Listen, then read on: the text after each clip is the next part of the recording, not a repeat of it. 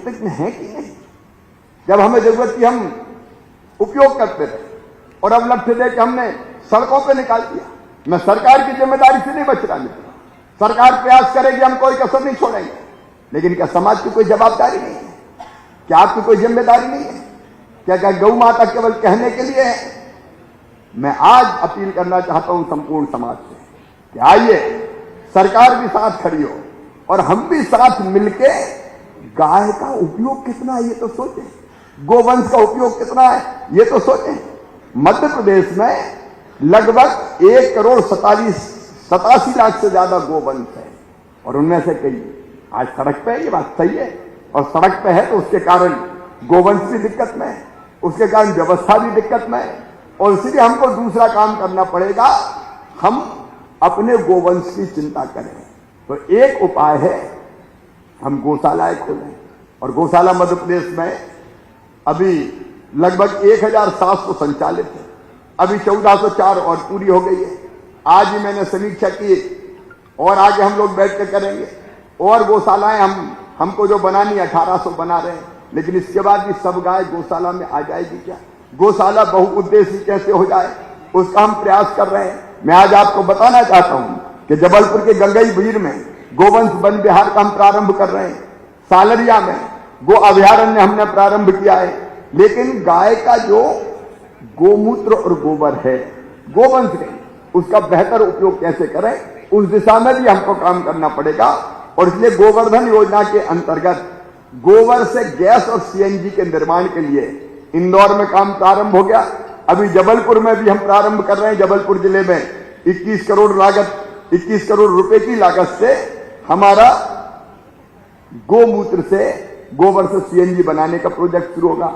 ग्वालियर में हम शुरू कर रहे हैं, गाय के गोबर से और गोमूत्र से सीएनजी प्लांट का कई औषधियां बनती है, अलग अलग इतने उपयोग है कि ढंग से गौशालाएं चलें तो गौशालाएं आत्मनिर्भर हो जाएंगी, पैरों पर खड़ी हो जाएंगी। और गोमूत्र औषधि का काम करता, आप सब जानते हैं, उसके विस्तार में आज मैं नहीं जा रहा।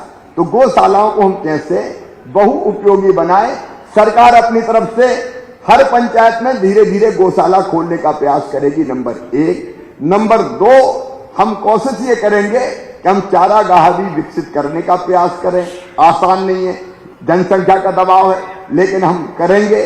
और तीसरी चीज, हर एक शहर में और हर एक पंचायत में अब हम ये फैसला कर रहे हैं कि शहरों में तो कई जगह है जहां ग्रीन कवर बढ़ाने के लिए हम पेड़ लगा, कई बार मैंने कह दिया पेड़ लगाओ, पेड़ कहां लगाओ? तो हर एक शहर को यह तय करना पड़ेगा कि जन्मदिन पे, माता पिता की स्मृति में, शादी की वर्षगांठ में अगर पेड़ लगाना तो ये स्थान सुरक्षित है, वहां पेड़ों की सुरक्षा भी होगी। वैसे ही हर पंचायत में भी हम तय करेंगे कि जब जन्मदिन पर या बाकी अवसरों पर पेड़ लगाना हो तो एक स्थान सुरक्षित हो जहां वो पेड़ लगाएंगे और पंचायत उसकी सुरक्षा करेगी। बोलिए, सब इससे सहमत है कि नहीं?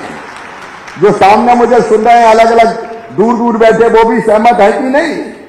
सब सहमत है। इस अभियान को हम प्रारंभ करेंगे ताकि हम पेड़ भी लगा सकें, गोवंश के लिए स्थान भी सुरक्षित हम रख पाए, ये बहुत जरूरी है। और तीसरी चीज है जो मैं आह्वान करना चाहता हूं, प्रधानमंत्री जी जिस पर बहुत जोर दे रहे हैं, वो है प्राकृतिक खेती। मेरे प्रिय किसान बहनों और भाइयों, केमिकल और फर्टिलाइजर के कारण ये दो चीजें अलग अलग कर लेना। कोई ये मत समझना कि हम खाद की व्यवस्था नहीं करेंगे या कीटनाशक की नहीं करेंगे, सरकार पूरी शिद्दत के साथ करेगी, कमी नहीं आने देगी। लेकिन इसके कारण जमीनों की जो दुर्दशा हो रही है उसके बारे में भी हम सोचें। हमारी जमीन बंजर धीरे धीरे होती जा रही है और इसलिए एक उपाय है कि धीरे धीरे हम प्राकृतिक खेती की तरफ जाएं, जिसमें अलग अलग जीवामृत, घनजीवामृत, बीजामृत, उसके विस्तार में नहीं जा रहा हूं, उसका उपयोग करूं, यदि मैं भाषण नहीं दे रहा हूं। मध्य प्रदेश में 59,000 से ज्यादा किसानों का रजिस्ट्रेशन हुए जो आज मुझसे जुड़े हुए हैं, उनमें से एक किसान मैं भी हूं। मैंने भी तय किया है कि 5 एकड़ में हम प्राकृतिक खेती करेंगे। वैसे ही सारे किसानों से मैं अपील करना चाहता हूं, पूरी जमीन में ना करें एक साथ, लेकिन आपके पास 10 एकड़ है तो आप 1 एकड़ में करो, 5 एकड़ है तो आधा एकड़ में करो, कहीं से तो हम शुरुआत करें। ये केमिकल फर्टिलाइजर और जो पेस्टिसाइड है ये हमारे खाद्य पदार्थों को जहरीला बना रहे हैं। और कई बार ये लगता है कि धीरे धीरे वो जहर हमारे शरीर में कई बीमारियां पैदा कर रहा है। और कई राज्य तो ऐसे जहां ट्रेनिंग चलती, कैंसर एक्सप्रेस, कितनी बीमारियां बढ़ रही। हम आगे कब सोचेंगे इसके बारे में? अगर हमने ध्यान नहीं दिया तो कई नई बीमारियां हमारे आने वाली पीढ़ियों के लिए बड़ा संकट बनेगी, जो आज भी बन रही है। इसलिए प्राकृतिक खेती एक उपाय है, वो भी मध्य प्रदेश पूरी शिद्दत के साथ प्रारंभ करेगा। और इसलिए आज सभी प्रदेशवासियों से अपील करना चाहता हूं, प्रधानमंत्री जी का जो मिशन है, मिशन लाइफ, उसको सफल बनाने का। एक बात और कहना चाहता हूं, हम जीएसडीपी की बात बहुत करते हैं, जीडीपी की बात बहुत करते हैं, लेकिन जीडीपी हमारी अधूरी है ग्रास एनवायरमेंट प्रोडक्ट के बिना।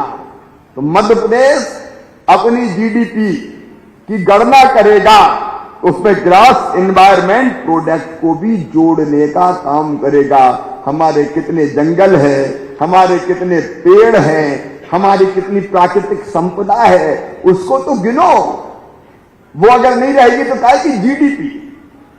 और इसलिए ऐसी जीडीपी जो केवल प्रकृति का शोषण करे, वो विश्व के कल्याण के लिए उपयुक्त नहीं है। और इसलिए आर्थिक निर्णयों से कितना प्रकृति को नुकसान हो रहा है, कितना क्षरण हो रहा है। समय की मांग है कि हम इसको भी देखें।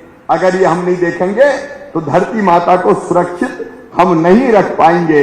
और इसी कार्यक्रम में मध्य प्रदेश सरकार ने ग्रीन इनिशिएटिव की शुरुआत की है, जिससे हम प्रत्येक जिले के प्राकृतिक संसाधन, जंगल और जैव विविधता को भी जीडीपी की गणना में शामिल करने का काम करेंगे। और ग्रीन जीडीपी की जो अवधारणा है, उस पर मध्य प्रदेश काम करने का पूरी गंभीरता से प्रयास करेगा। मेरे प्रिय बहनों और भाइयों,